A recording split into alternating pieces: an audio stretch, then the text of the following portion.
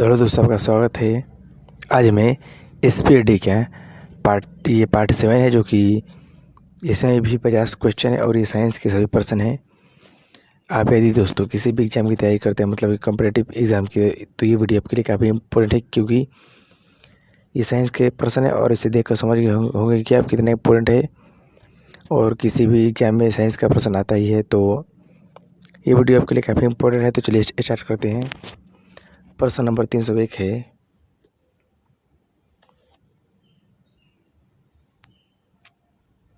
मस्तिष्क का सबसे बड़ा भाग है। उत्तर सेरिब्रम। मस्तिष्क का सबसे बड़ा भाग है सेरिब्रम। सेरिब्रम जो है मस्तिष्क का सबसे बड़ा भाग है। 302 पे है, अल्जाइमर रोग में तनाव मानव शरीर का सबसे कौन सा अंग प्रभावित होता है। अल्जाइमर रोग में मानव शरीर का कौन सा अंग प्रभावित होता है, तो मस्तिष्क।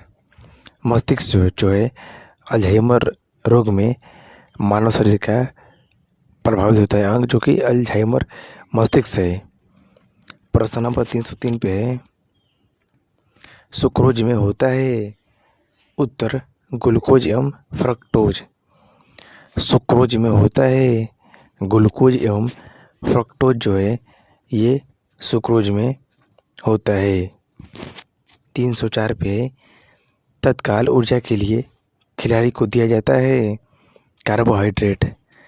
तत्काल ऊर्जा के लिए खिलाड़ी को दिया जाता है कार्बोहाइड्रेट। कार्बोहाइड्रेट जो है तत्काल ऊर्जा के लिए खिलाड़ी को दिया जाता है। 305 पे गन पाउडर मिश्रण होता है सल्फर, चारकोल एवं सोरा। गन पाउडर मिश्रण होता है सल्फर, चारकोल एवं सोरा का जो है गन पाउडर मिश्रण होता है। 306 पे वर्षा की बूंदें गोलाकार होती है। पृष्ठ तनाव के कारण जो है वर्षा की बूंदें गोलाकार होती है। वर्षा की बूंदें गोलाकार होती है, तो पृष्ठ तनाव के कारण जो है वर्षा की बूंदें गोलाकार होती है। किसके कारण? पृष्ठ तनाव के कारण। 307 पे अशुद्धि से द्रव का क्वथनांक क्या होता है। उत्तर बढ़ता है। अशुद्धि से द्रव का जो क्वथनांक होता है वो बढ़ता है। 308 पे कुपोषण होता है। उत्तर प्रोटीन की कमी से। कुपोषण होता है प्रोटीन की कमी से कुपोषण होता है। अब है 309, आरएनए का मुख्य कार्य है प्रोटीन का संश्लेषण। आरएनए का जो मुख्य कार्य होता है वो प्रोटीन का संश्लेषण होता है। आरएनए का मुख्य कार्य है तो है प्रोटीन का संश्लेषण। 310 पे है, प्रोटीन बना होता है। उत्तर एमिनो अम्ल से। प्रोटीन बना होता है अमीनो अम्ल से। प्रोटीन बना होता है। अब 311 पे है, प्रोटीन का पाचन होता है पेप्सिन एंजाइम से। प्रोटीन का पाचन होता है पेप्सिन एंजाइम से जो है प्रोटीन का पाचन होता है। 312 पे है, प्रयोगशाला में संश्लेषित पहला कार्बनिक पदार्थ है। उत्तर यूरिया। प्रयोगशाला में संश्लेषित पहला कार्बनिक पदार्थ वह यूरिया है। दोस्तों सवाल को देखकर समझ गए होंगे कितना इंपॉर्टेंट है। देखिए सभी सवाल, ये प्रयोगशाला में संश्लेषित पहला कार्बनिक पदार्थ वह यूरिया है, तो समझ ही होंगे कि कितना इम्पोर्टेंट प्रश्न। तो वीडियो को दोस्तों अंत तक देखिएगा। 313 पे है, यूरिया में नाइट्रोजन की प्रतिशत मात्रा होती है 46%। यूरिया में नाइट्रोजन की जो प्रतिशत मात्रा होती है वह 46% होती है। 314 पे है,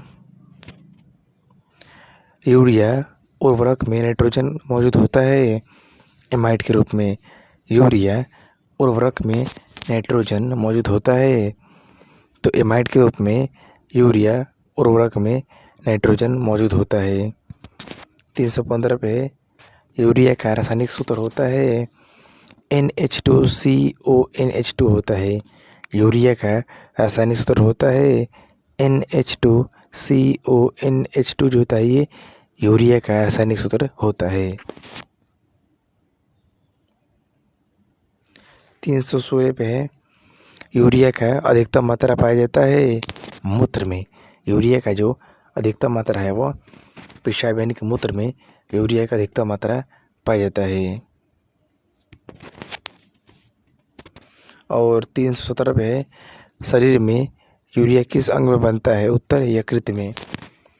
शरीर में यूरिया जो होता है ये किस अंग में बनता है? तो यकृत जो होता है इसी में यूरिया का निर्माण होता है। 318 पे मूत्र दुर्गंध देता है यूरिया के कारण। मूत्र दुर्गंध देता है तो यूरिया के कारण जो है मूत्र दुर्गंध देता है। 319 पे दूध को पाश्चुकृत किया जाता है 62 डिग्री सेंटीग्रेड पर। दूध को पाश्चुरीकृत किया जाता है कितने पे दोस्तों? 62 डिग्री सेंटीग्रेड पर किया जाता है। 320 पे दूध का पीएच मान होता है 6.4। दूध का जो पीएच मान होता है वो 6.4 जो होता है ये दूध का पीएच मान होता है 6.4। 321 पे दूध के प्रोटीन को पचाने वाला एंजाइम है उत्तर रेनिन। दूध के प्रोटीन को पचाने वाला एंजाइम है तो उसका नाम है रेनिन। जो है दूध के प्रोटीन को पचाने वाला एंजाइम है जिसका नाम है रेनिन। 322 पे दूध की शुद्धता मापी जाती है लैक्टोमीटर से। दूध की जो शुद्धता है उसे लैक्टोमीटर से मापी जाती है। 323 पे दूध खट्टा होता है जीवाणु के कारण। दूध खट्टा होता है जीवाणु के कारण जो है दूध खट्टा होता है। 324 पे पेनिसिलिन क्या है? उत्तर एंटीबायोटिक। पेनिसिलिन क्या है? उत्तर एंटीबायोटिक।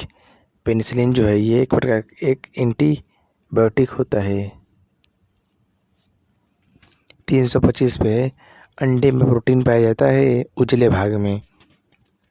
अंडे में प्रोटीन पाया जाता है तो अगले भाग जो होता है यानी कि जो सफ़ेद भाग होता है उसमें अंडे में प्रोटीन पाया जाता है।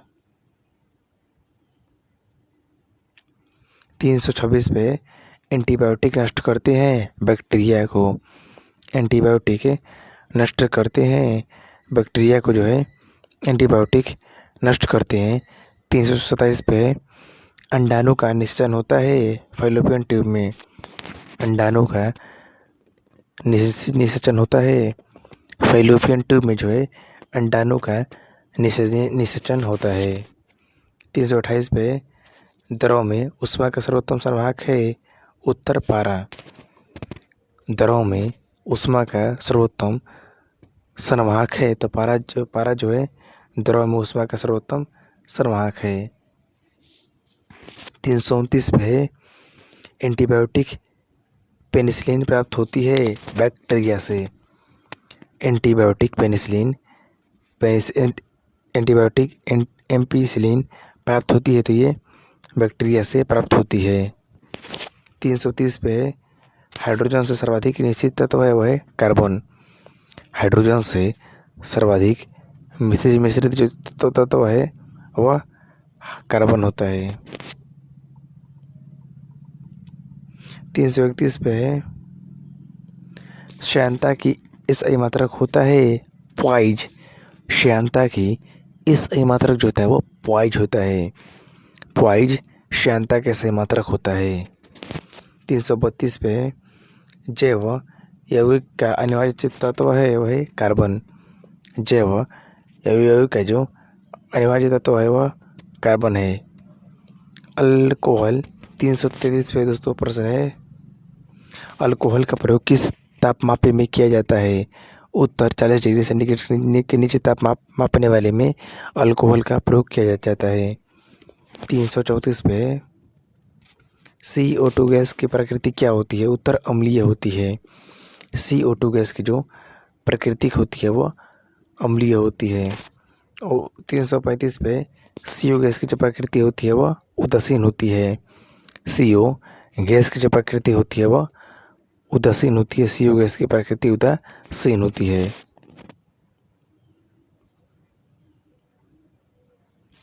336 पे है, दिया सलाई में प्रयोग होता है लाल फास्फोरस का।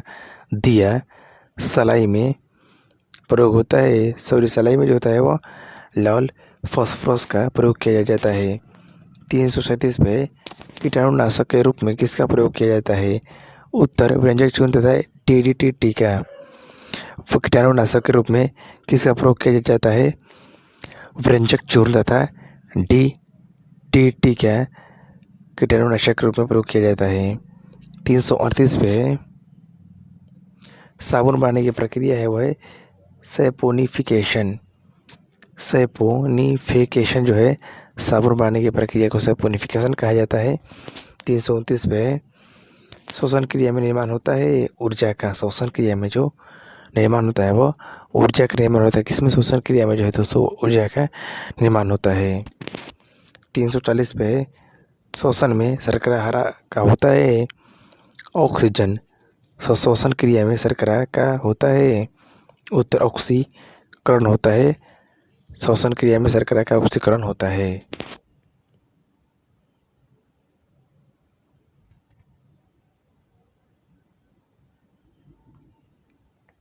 341 पे अमाशय में भोजन का पाचन किस माध्यम से होता है? उत्तर अम्लीय माध्यम से होता है। अमाशय में भोजन का पाचन किस माध्यम से होता है? उत्तर अम्लीय माध्यम से होता है अमाशय में भोजन का पाचन।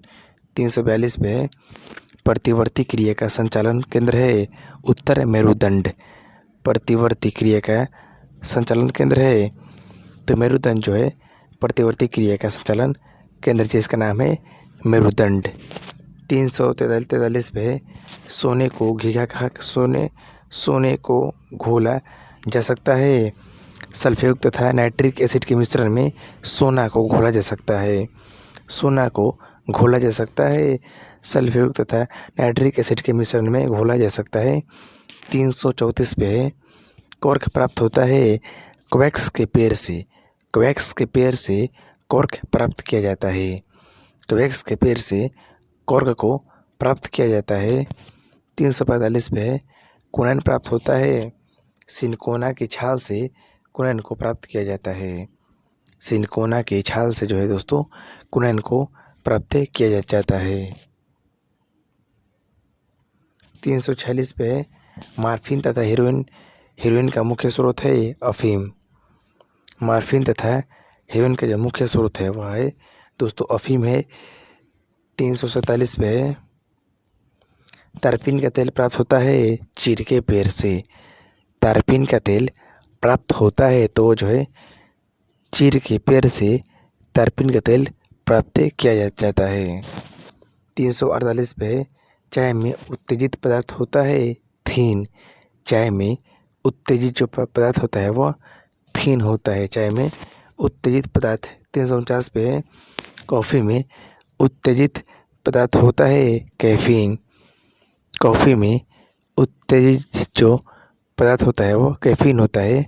350 पे दूध में उपस्थित प्रोटीन है उत्तर निकोटीन। दूध में उपस्थित जो प्रोटीन होता है उसे हम कहते हैं निकोटीन कहते हैं।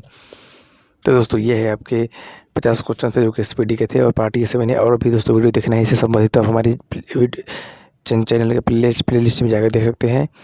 उसमें वीडियो से है दोस्तों से 50 क्वेश्चन जो काफ़ी इंपॉर्टेंट थे और ये साइंस के थे। तो दोस्तों वीडियो को कैसा लगा कमेंट करके जो बताइएगा। यदि दोस्तों वीडियो पसंद आए तो लाइक कीजिएगा, चैनल को सब्सक्राइब कीजिएगा। मिलते हैं नेक्स्ट वीडियो में नेक्स्ट इस के अगले भाग के साथ।